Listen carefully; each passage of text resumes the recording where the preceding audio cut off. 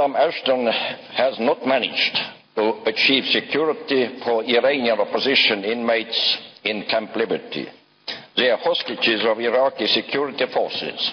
Up to now, 116 have been killed and over 1,000 wounded.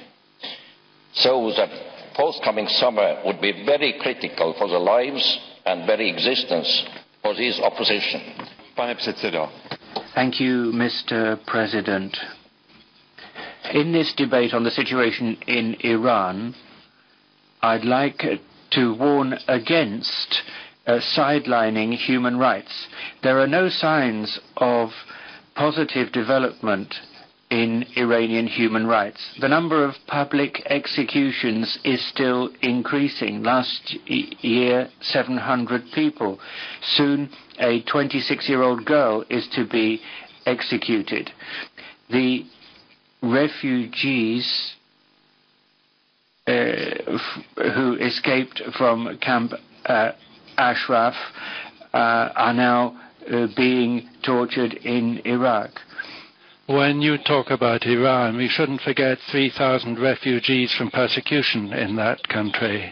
They've been held prisoners, first of all in Camp Ashraf and now in Camp Liberty.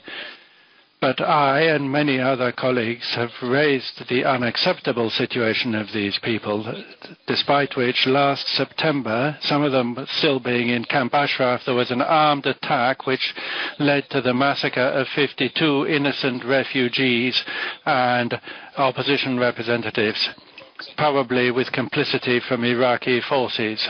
Their bodies have disappeared, they haven't been handed back to their families, and even the Iraqi government has hidden them somewhere unknown without a proper burial. During the attack, 7 hostages were taken away, including 6 women, and nothing more is known about them. These are crimes against humanity, and I can't understand why Lady Ashton has not taken up a position strongly condemning the Iranian government.